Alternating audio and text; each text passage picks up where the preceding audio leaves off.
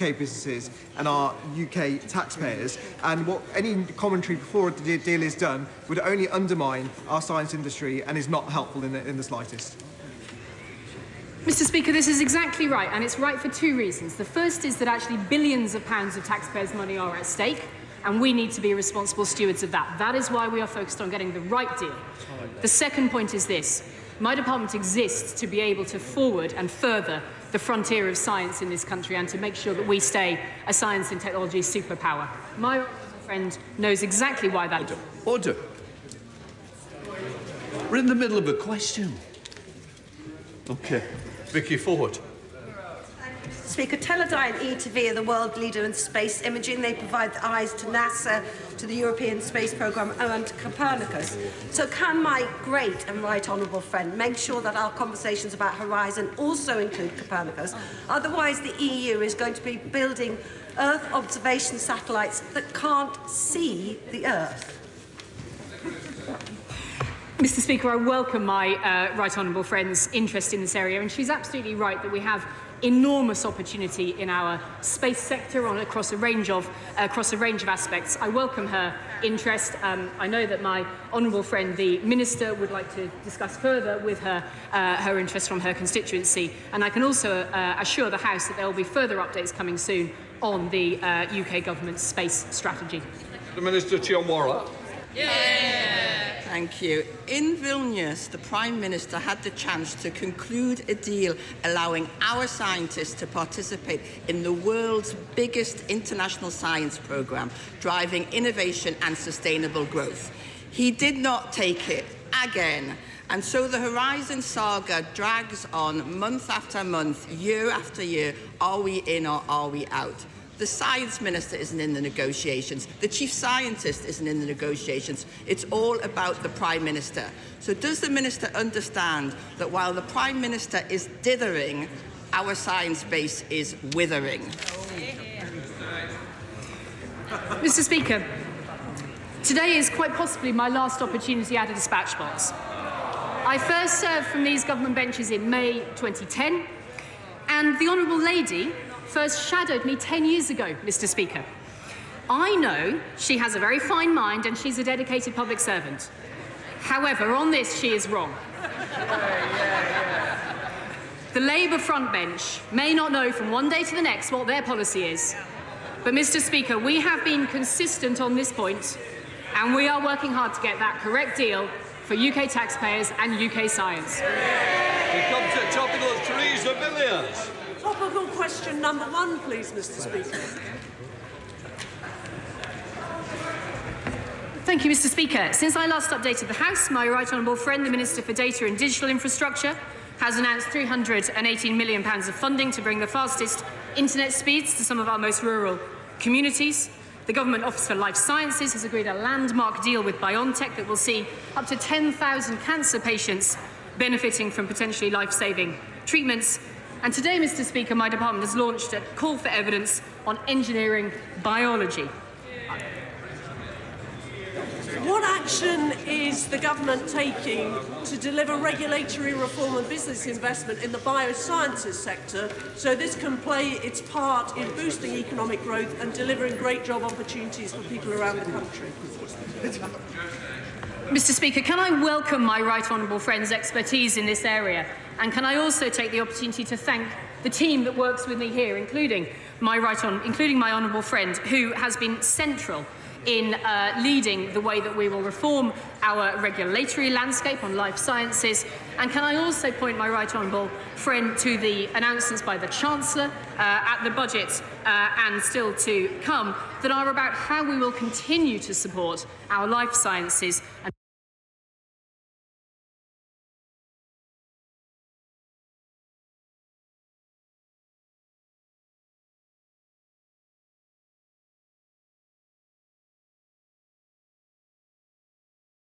Who asked a very important question, I thought. But today's inflation figures confirm that prices continue to rise.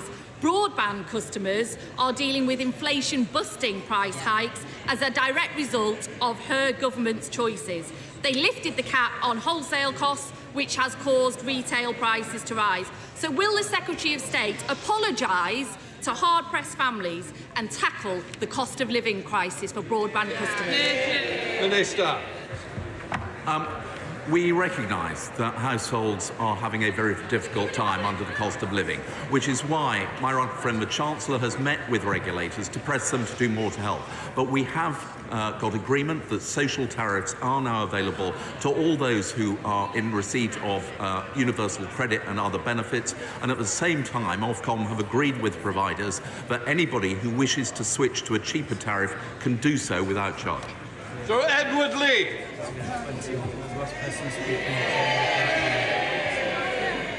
There can be few more exciting and innovative projects for any constituency than a spaceport to launch satellites into space.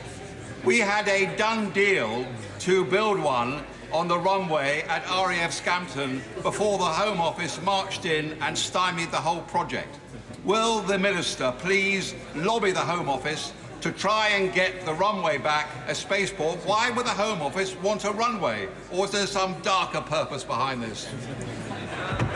Well, my right honourable friend has raised this before, and I will happily come and speak to him about it and support that space cluster. The UK is poised to lead Europe in the launch of low Earth orbit satellites over the coming decade, and we're building launch pads around the country for that very purpose. Drew Hendry. Thank you, Mr. Speaker. The Royal Society shows that visa cost analysis in 2021, researchers entering the UK via the global talent system had to pay 6 times that of similar international science schemes. Does the Minister acknowledge the cost of Brexit in failing to attract world-leading researchers and skilled workers? Mr. Speaker, I think the honourable gentleman is just on his own particular mission there. What he's failing to see is the strength of the UK science and technology sector, and indeed he fails to see that it will be a better future for Scotland's businesses and scientists and citizens to continue to be part of that thriving sector. That is what we are doing in making sure that the United Kingdom is a science and technology superpower. Michael Fabricant. Sir Michael. Indeed, following on from that answer, we have world-class universities in the West Midlands. So can I ask my right honourable friend, what plans does he or she have in order to support regional innovation clusters there? Friend makes an important point. We're investing heavily in regional innovation clusters all around this country. 3 one in Manchester, 1 in Glasgow, and 1 in the West Midlands, where the excellent Mayor Andy Street is driving a genuine innovation economy. Liz Twist. Thank you, Mr. Speaker. Almost 1 in 2 properties in my constituency of Blaydon do not have access to gigabit broadband, and that's less than 1 in 5 in rural areas. They don't even have superfast connections. The department must help properties get connected where profit incentives are low. So will the Minister provide an update on the gigabit voucher scheme and the total value of vouchers claimed this year? Well done.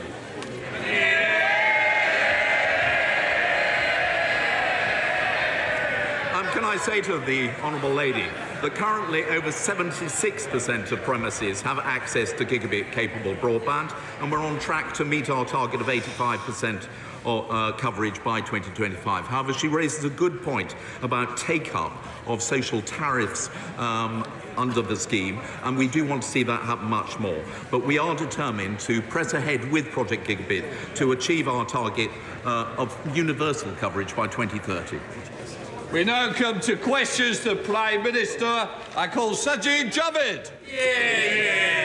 Question number 1, Mr. Speaker. Mr. Speaker, the ban on LGBT people serving in our military until the year 2000 was an appalling failure of the British state, decades behind the law of this land. As today's report makes clear, in that period, many endured the most horrific sexual abuse and violence, homophobic bullying and harassment, all while bravely serving this country. Today, on behalf of the British state, I apologise. And I hope all those affected will be able to feel proud parts of the veteran community that has done so much to keep our country safe. Mr. Speaker, this morning I had meetings with ministerial colleagues and others. In addition to my duties in this House, I shall have further such meetings later today. Mr. Speaker, can I associate myself with the remarks the Prime Minister just made? Mr. Speaker, in the UK, every 90 minutes, someone sadly takes their own life. Indeed, in this country, for men under the age of 50 and for women under the age of 35, this is now the biggest killer. When I was the Secretary of State for Health, I met many brave families and campaigners, and I committed to them that the government would publish a comprehensive, cross-departmental suicide prevention strategy. That was over a year ago, and still no strategy. Now, I know that my right honourable friend, the Prime Minister, cares as deeply about this issue as I do. We've discussed it many times, and can I ask him, please, if he would commit his government to publishing this strategy within days of Parliament's return from the summer recess? Mr. Speaker, when someone takes their own life, the effect on their family and friends is devastating. And I know the loss of my right honourable friend's own brother was an enormous source of pain for him. I want to reassure him that we are actively addressing suicide rates through our national suicide prevention strategy, backed by funding, and also particularly rolling out 100 suicide prevention voluntary community and social enterprises. But I can tell him that we will publish the new updated national suicide prevention strategy later this year. We now come to the Leader of the Opposition, Keir Starmer. Mr. Speaker, Labour in government was proud to repeal the ban against LGBT+ people serving in our armed forces. And today we strongly welcome this apology from the Prime Minister as a recognition of their historic mistreatment. Mr. Speaker, my constituent Ken Wright was a proud RAF serviceman, forced to leave the job he loved simply because he was gay. I'm delighted he is here today to witness this apology. And whilst we cannot right the wrongs of the past, the government should now act on the recommendations of the Etherton Review to fix the lives broken by the ban. It's what LGBT+ veterans deserve. Mr. Speaker, I also know the whole House will want to send our very best wishes to the Lionesses as they start their World Cup campaign this Saturday. Let's hope they continue the brilliant success they had in the Euros. Mr. Speaker, when the Prime Minister took office 9 months ago, the NHS waiting list had 7.2 million people on it. What's the number today? Well, Mr. Speaker, the reason that the NHS waiting lists are higher today than they were then, after actually being stable for the first few months as we put in place new initiatives, is very simple. And that's because the NHS has been disrupted by industrial action, Mr. Speaker. Now, we've put very clear plans in place to bring down waiting lists in urgent and emergency care, in primary care, in ambulances and outpatients and electives. Those plans were working and will continue to work, but we do need to end the industrial action. So I'd ask the honourable gentleman, if he does care about bringing the waiting list down, does he agree with me that consultants and junior doctors should accept the pay deal that the government offered? Mr. Speaker,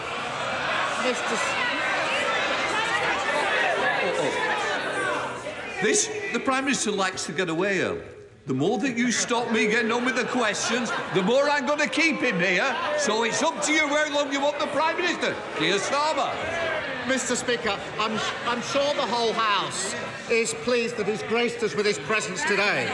But we don't get any more answers when he's here than when he's not.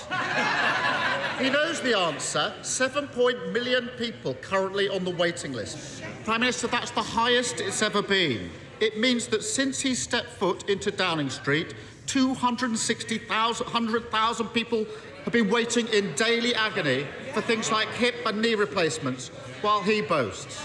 Has he figured out why, after 9 months, dozens of gimmicks, umpteen broken promises, his government is failing more patients than ever before?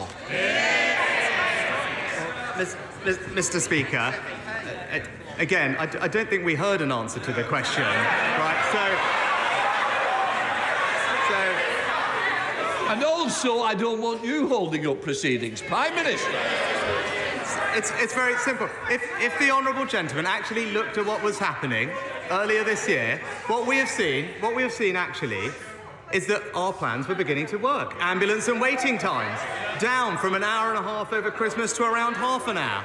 Virtually eliminating the number of people waiting 1.5 years for treatment, making huge progress on GP access. Now, all those things, all those plans we put in place, all the funding, all the extra ambulances, the extra discharge, all starting to make a difference, all held up by one very simple fact: industrial action in the NHS. Now, again, I'll give him a second chance. If he really wants to get people the health care that they want, will he agree with me that those doctors should accept the recommendations of the independent pay review body?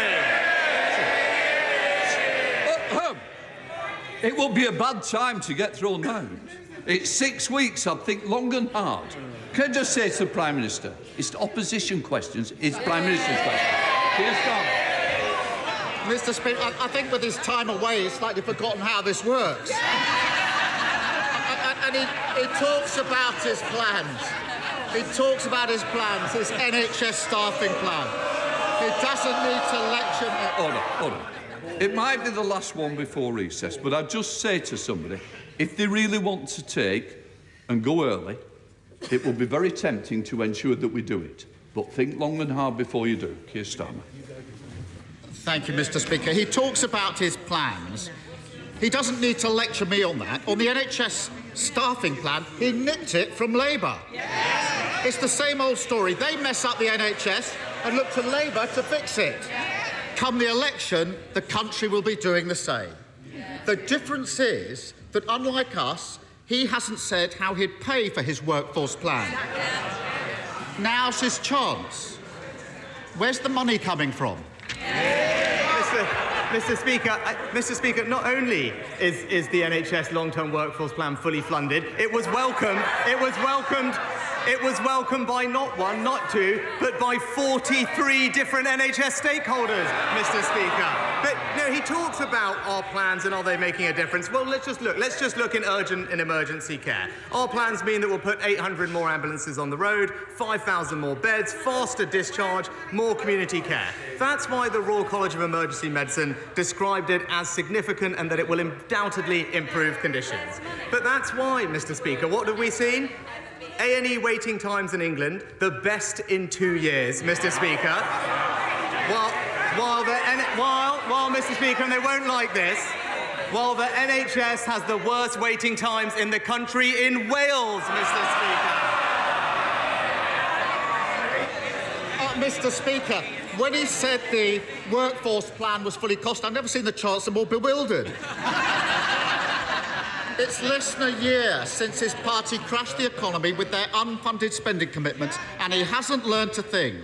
So let me ask it another way. Is his uncosted spending coming from more tax rises, more cuts, or is it just the latest promise to fall from the Tories' magic money tree? Mr. Speaker, as I and the Chancellor set out, the plan is fully funded. He'll see that at the autumn statement. But I am pleased he's now interested in fiscal responsibility, because that is very welcome, Mr. Speaker. Because there's an opportunity for us to make sure that this is true conviction. We've just had, Mr. Speaker, in the last week, we've had the recommendations of independent pay review bodies, including for the NHS. Now, I believe the right thing to do was to accept those independent recommendations. But that involves taking difficult and responsible decisions to deliver those pay rises without fueling borrowing, inflation, taxes and debt. But on this crucial issue, Mr. Speaker, while his MPs are back on the picket lines, yet again on this issue, he simply refuses to take a position. It's the same old story. He should stop taking inspiration from his friends outside and unglue himself from the fence. Oh, we want some more. Who wants to lead the exit? Keir Starmer.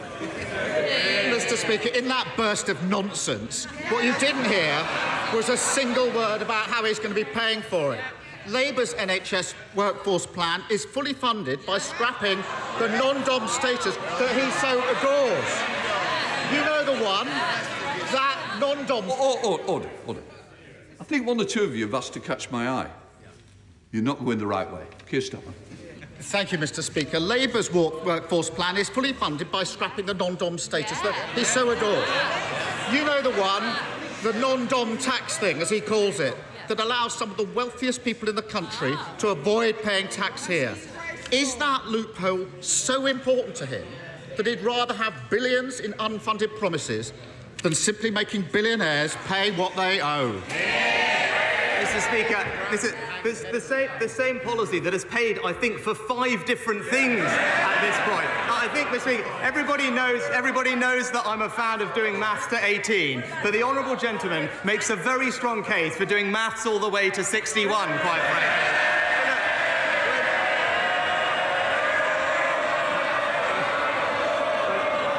When it comes, Mr. Speaker,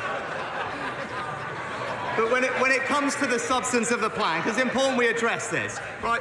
I am aware, actually, and I will say this. He did set out some proposals to train more staff. The problem is, Mr. Speaker, that's all he did. Our plan is much more comprehensive and it's much more impactful, because not only will we train more staff, Mr. Speaker, well, no, this is important substance, because I acknowledge the party opposite did set out some plans to train more, but that's not enough. You also have to set out plans, as we did, to retain more NHS staff. And you also crucially have to set out plans to how you reform the NHS so that you can have a more productive NHS. And that is the difference between us, Mr. Speaker. He is only ever focused on the superficial headline. We're getting on and doing the actual reform. Mr. Speaker, if he's so good at maths, he'd know I'm 60, not 61.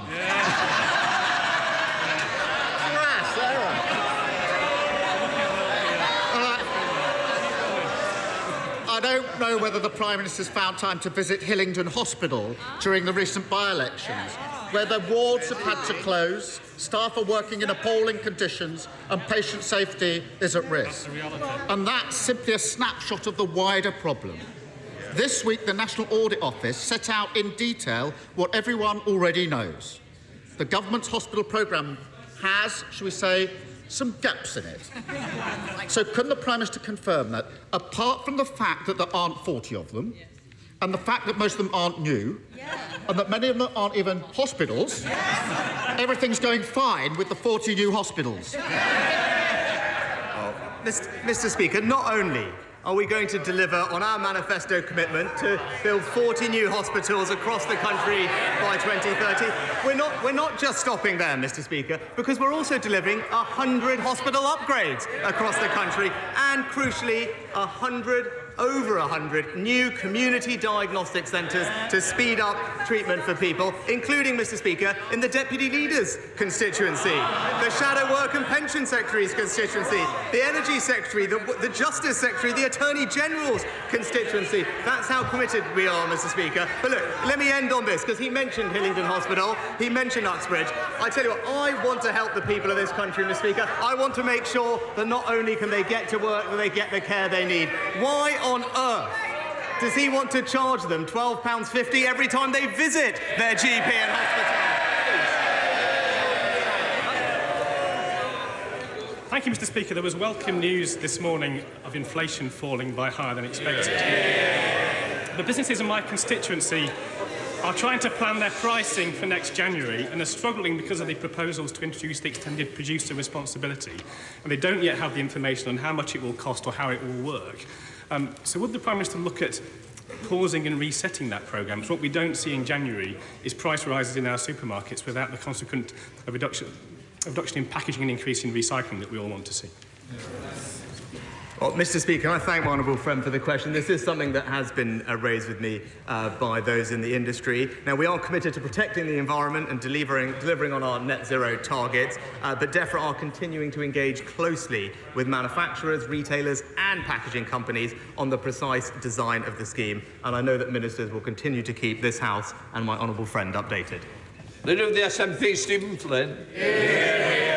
Mr. Speaker, the two-child benefit cap, as introduced by the Conservative Party, has left 250,000 children living in poverty. So can I ask the Prime Minister, does he take comfort in knowing that the heinous legacy of that policy will no longer just be protected by Conservative members, but by Labour members too? Well,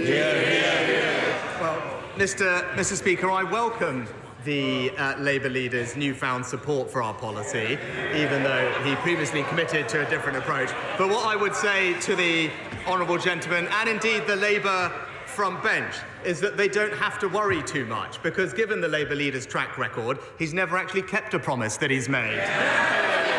Stephen Flynn! Mr. Speaker, voters in Scotland are used to child poverty under the Tories. They almost expect it.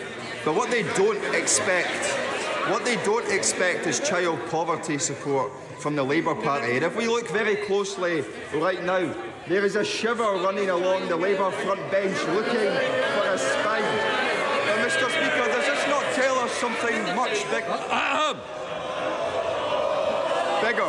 That for children living in poverty in Scotland, Westminster offers them no real change. It offers them no real hope.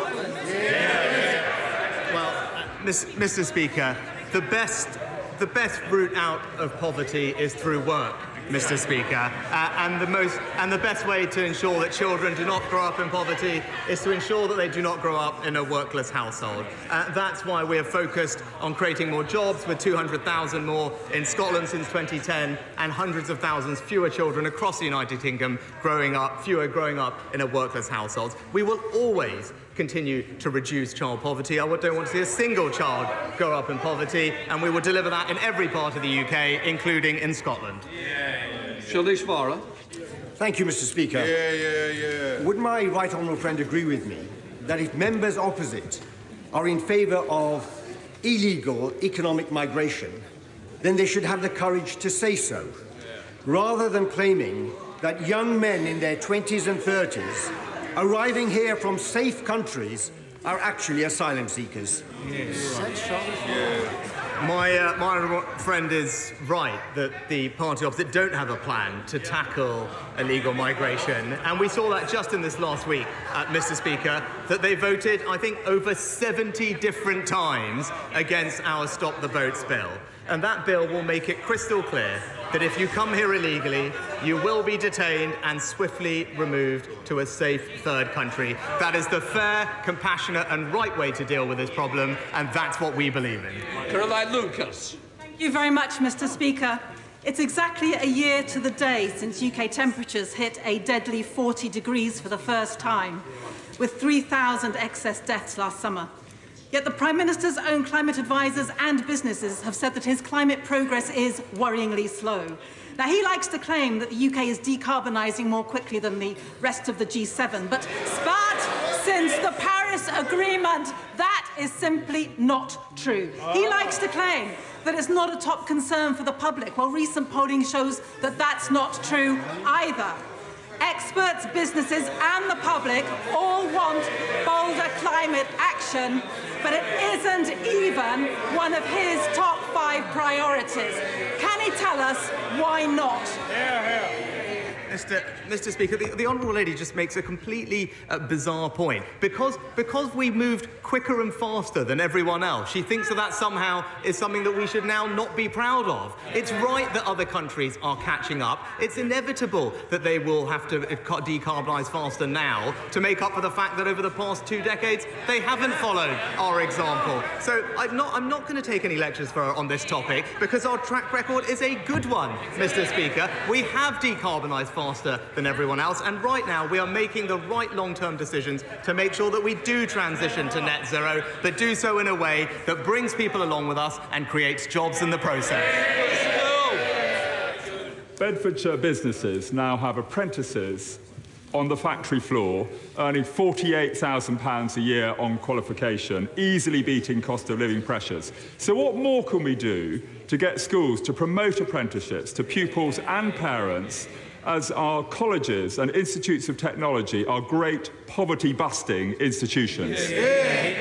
Well, my honourable friend makes an excellent point. One of the practical steps that we are taking is to put all apprenticeships onto the UCAS system this autumn, which will make sure that they have parity of esteem in the classroom, increase information for parents and teachers. But at the same time, Mr. Speaker, as I announced earlier this week, we are clamping down on university courses that fail to deliver good outcomes. Because what we should be doing is providing young people with the best opportunities for them to get on in life, and he's absolutely right that that should include apprentices. Dame Diana Johnson. Thank you, Mr. Speaker. Why does the Prime Minister think that Sir Brian Langstaff, who chairs the public inquiry into infected blood, has reopened the hearings and has summoned before him the Prime Minister, the Chancellor of the Exchequer, the Leader of the House and the Paymaster General to answer questions next week? Mr. Speaker, my thoughts remain with all those affected by this appalling tragedy. The infected blood scandal should never have happened, and that's why the public inquiry was set up by one of my predecessors. I've submitted written evidence to the inquiry and am due to give oral evidence shortly, so it would be inappropriate for me to comment further at this time. Greg Clark. Indeed, Mr. Speaker. 800,000 people work indirectly or directly in our car industry, which accounts for 10% of our country's exports. So I strongly welcome the £4 billion investment by Tata in a battery factory, with the jobs associated with it. So will my right honourable friend build on that success and pursue a clear plan to get more gigafactories, including in the West Midlands, so we can capitalise on our lead in battery innovation and technology? Well, my right honourable friend is absolutely right to highlight the importance of today's announcement, one of the largest ever investments in the UK auto industry in this country's history. Billions of pounds, thousands of jobs, and it is a massive vote of confidence in the UK economy. Dr. Philippa Whitford. Thank you very much, Mr. Speaker. The NHS in England has just had its longest ever junior doctor strike, and consultants go on strike tomorrow for the first time in 50 years. Yet so far Scotland has had no NHS strikes. This isn't by chance, but because our Health Secretary and First Minister have kept working with the BMA to try and address the pay erosion faced by doctors since 2008. Workforce shortages are the biggest challenge facing healthcare, and the Prime Minister just mentioned the importance of staff retention. So does he really think refusing to even talk to health unions will stop doctors leaving the NHS?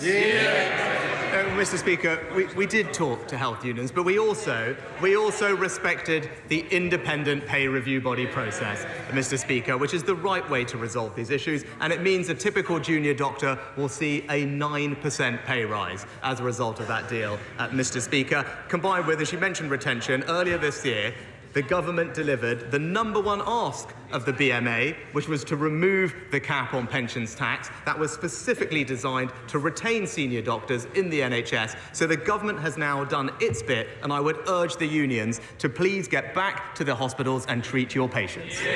Sir Jacob Rees-Mogg. Thank you, Mr. Speaker.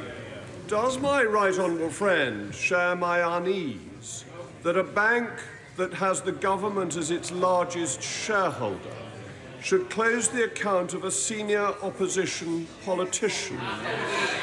Will he use the government's shareholding to ensure that there is an inquiry into these circumstances, because the subject data access request makes it clear, or certainly indicates, that it is the person concerned's political views that led to his cancellation?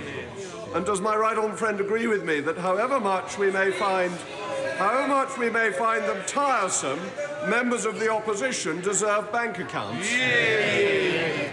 Well, Mr. Speaker, it wouldn't be right if financial services were being denied to anyone exercising their right to lawful free speech. Our new Financial Services and Markets Act puts in place new measures to ensure that politically exposed persons are being treated in an appropriate and proportionate manner. And having consulted on the payment services regulations, we are in the process of cracking down on this practice by tightening the rules around account closures. But in the meantime, any individual can complain to the Financial Ombudsman Service, which has the power to direct a bank to reopen their account. Not sure. Thanks very much. I know how it feels to be homeless, squatting from one place to another with your entire belongings in one single black bin liner. Hard-working families, including Bradford West, are at risk of homelessness because of a Tory mortgage bombshell and failing to legislate to protect renters. Yep. So can I ask the Prime Minister, apart from totally losing a grip on the whole situation, what is he doing to stop 500,000 people from becoming homeless?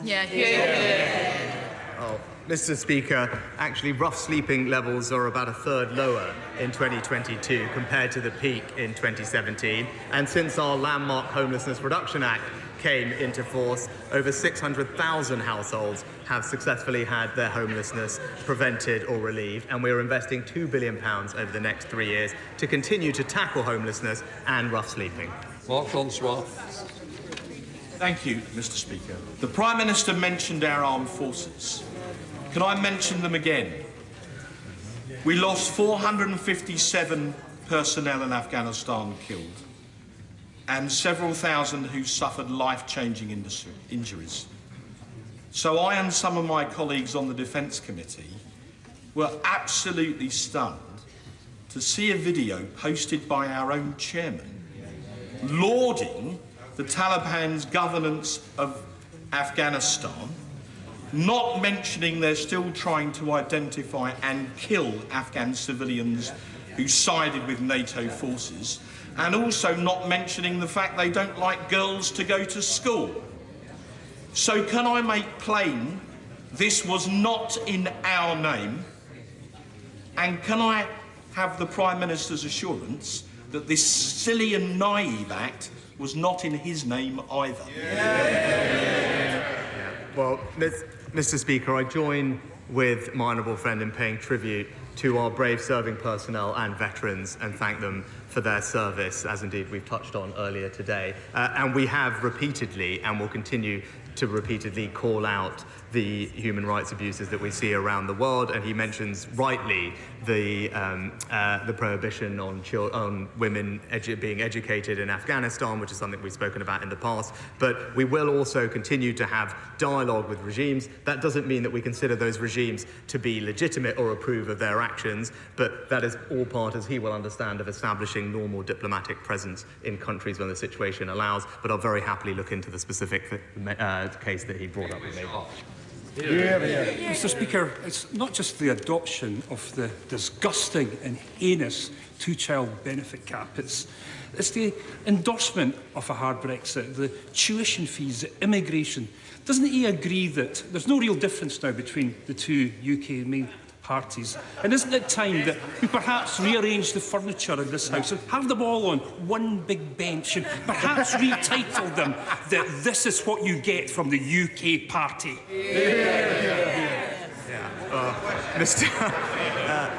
Well, thank you, Mr. Speaker, for the question. I will leave him and the Labour Party to debate the finer policies between them. But I would say on the substance, because it is important that actually the track record demonstrates that we are making a difference in reducing child poverty, Mr. Speaker. There are now 400,000 fewer children in poverty than there were in 2010 as a result of the actions of this government, noticeably moving their parents into work, because it has the single best benefit for those children. That is the right policy, and it's one that we will continue to deliver. Bless your cards.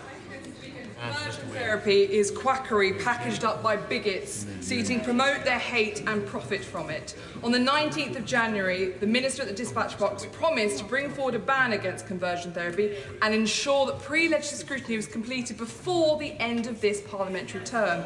How does my right honourable friend plan to continue with that? But can I also welcome very much his statement from the floor today and thank those LGBT veterans who are here with us. We are so grateful for your service, and we do this ban also in your name. Well, can I thank my honourable friend for her question? And I agree with her that conversion therapy is an abhorrent practice, and we need to do everything we can to stamp it out wherever we see it. The Minister for Women and Equalities will continue to keep her and the House updated on our progress. Barry Sherman. Mr. Speaker, thank you. Does the Prime Minister remember 7 years ago when he was a passionate supporter of leaving the European Union, along with his then then best friend Boris Johnson, is he aware that Sir John Major now says in every speech he makes that that decision was catastrophic for the people of this country and standards of living, and also deeply damaging to our role, status and influence in the world? Mr. Speaker, I would say gently to the honourable member that at the beginning of his question, you think he made the central point. It was 7 years ago, Mr. Speaker, and we need to move forward. I would just gently point out to him, he talked about what's happened since then, that since we left the single market, this economy has grown faster than Germany, France and Italy, Mr. Speaker. And he talks about our standing on the world stage. Well, he wasn't here for our statement on the NATO summit last week, but nobody can be in any doubt that the United Kingdom is highly respected on the world stage. Thank you, Mr. Speaker. Now then, just last week, the Leader of the Opposition announced his new flagship policy, the two-child benefit cap. It goes down very popular on this side of the House, but not so popular on that side of the House. But, Prime Minister, could you please tell the House, when will the Leader of the Opposition jump off the bandwagon and be honest with the British public and tell them what he stands for? Well, Mr. Speaker, my honourable friend is right. Now, it would be one thing, and I say I welcome the Leader of the Opposition now supporting the government's policy, but I don't think anyone actually believes that he believes in what he's saying. And I think that is the... Just say, you don't need to worry, you've no responsibility for the opposition. Neil Coyle. Mr. Speaker, every single member of this House is required by law to confirm the true source of a donation before it is accepted or declared. So can the Prime Minister tell us if he followed all the rules all the time before he took £38,500 of free air travel on the 28th of April? And if so, why does his story keep changing about who paid? Mr. Speaker, all donations are declared in the normal way, and as the honourable gentleman knows, if there are administrative changes to that, those are quickly corrected. David Davis. The Prime Minister, back to the question raised quite rightly by my right honourable friend, the member for North East Somerset. The opposition politician he was referring to, of course, was Nigel Farage, whose bank account was closed, not because he was a PEP, not because of commercial reasons, but because his views did not align with the values of Coutts Bank, a thinly veiled political discrimination, a vindictive, irresponsible and undemocratic action. But in addition, NatWest also disclosed confidential details about Farage's account to the BBC and lied about the commercial viability of his account, actions which ought to jeopardise its banking licence and should certainly worry NatWest's 19 million other customers. So he's told us what he's going to do for the future, but there are many other people in this circumstance. So can he require every bank with a British banking licence to inform the Treasury of all the accounts they've shut down for non-commercial reasons the last decade? Well, Mr. Speaker, I know that the honourable gentleman has spoken to the Chancellor about this particular issue, and I know he'll continue to have those conversations.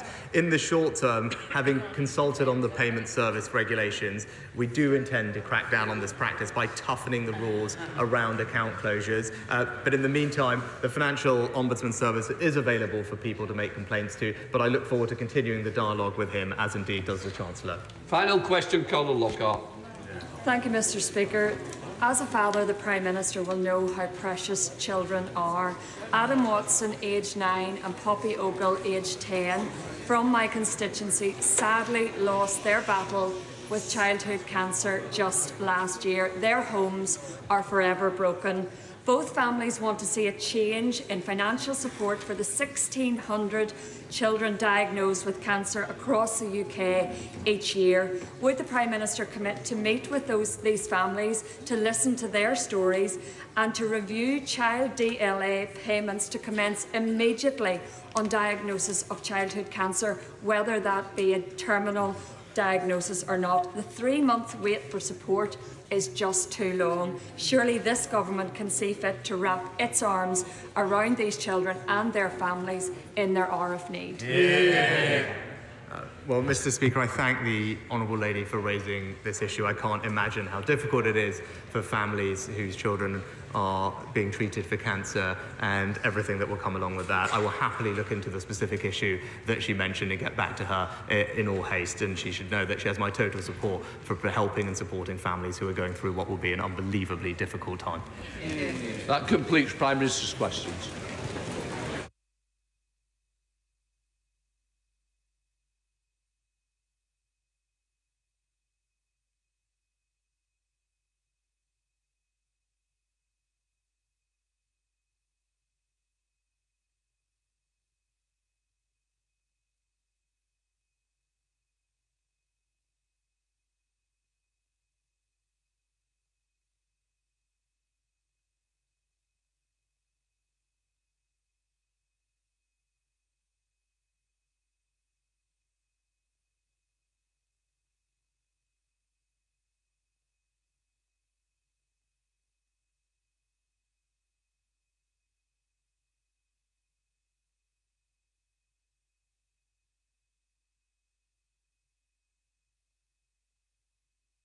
Right, we now come to the urgent question. I call Holly Lynch. Mr. Speaker, to ask the Home Secretary to make a statement on the contest update. Home Secretary. Thank you, Mr. Speaker. Yesterday, the government published an update to our counter-terrorism strategy contest. A WMS was laid together with the command paper in Parliament. Mr. Speaker, contest has a clear mission to reduce the risk from terrorism to the United Kingdom, our citizens and our interests overseas, so that people can go about their lives freely and with confidence. The terrorism threat level, set independently by JTAC, has not changed, but the threat from terrorism is enduring and evolving. Despite a prevalence of lower sophistication attacks in the UK, the threat we see today and in the coming years is more diverse, dynamic and complex. A domestic terrorist threat which is less predictable, harder to detect and harder to investigate. A persistent and evolving threat from Islamist terrorist groups overseas. And an operating environment where accelerating advances in technology provide both opportunity and risk to our counter-terrorism efforts. It's within this context that we judge that the risk from terrorism is once again rising. By far, the biggest terrorist threat comes from Islamist terrorism. It accounts for 67% of attacks since 2018 and about 3/4 of MI5's caseload. The remainder of the UK terrorist threat is largely driven by extreme right-wing terrorism, which amounts to approximately 22% of attacks since 2018 and about 1/4 of the MI5 caseload. Our counter-terrorism response will be even more agile in the face of an evolving threat, more integrated so that we can bring the right interventions to bear at the right time to reduce risk, and more aligned with our international allies to ensure that we continue to deliver together against this common threat. Through this updated strategy, we will place greater focus on using all the levers of the state to identify and intervene against terrorists. We will build critical partnerships with the private sector and international allies to keep the public safe. And we will harness the opportunities presented by new technology. Mr. Speaker, there is no greater duty for this government than to keep the British people safe, and I will not rest in delivering that mission. Holly Lynch. The contest update has very much been a sobering reminder of the threats we face. Our agencies, to whom we are so grateful, have prevented 39 late-stage terror attacks in the last 6 years. The majority of them, as we have just heard, Islamist motivated, with extreme right-wing terrorism making up the remainder. However, we are concerned by certain omissions from the update and the disparity between the threats outlined and the responses proposed. On AI, the update recognises the challenge, saying terrorists are likely to exploit the technology. We have called for new offences criminalising the training of chatbots to radicalise individuals, but concrete measures are woefully lacking in the update, so how is the government going to tackle this? The update says that the threat from Daesh and IQ is on an upward trajectory. So can the Home Secretary now tell us how we're working urgently with international partners to mitigate that risk? The desperate situation in prisons is laid bare, with 4 of the 9 terrorist attacks in the UK since 2018 perpetrated by serving or recently released prisoners. We are told individuals may develop a terrorist mindset during their time in prison. So not only are we failing to de-radicalise people in prison, but people are being radicalised in prison, and failures to manage those prisoners upon release is putting the public at risk. So can the Home Secretary tell the House how many terrorist prisoners are due to be released in the next 12 months, and has every one of them been engaged in intensive de-radicalisation programmes, and have they been assessed for TPIMs? And finally, perhaps the most glaring omission is on state threats. This is despite the fact that the Director General of MI5 made clear in his annual threat update in November that Iran is the state actor which most frequently crosses into terrorism. In February, our agencies said that they had to disrupt 15 attempted kidnap and assassination attempts here in the UK. Remarkably, the report makes no reference to the resources, the approach or the powers necessary to respond to this form of terrorism. The Home Secretary knows that we have advocated for prescription powers on multiple occasions.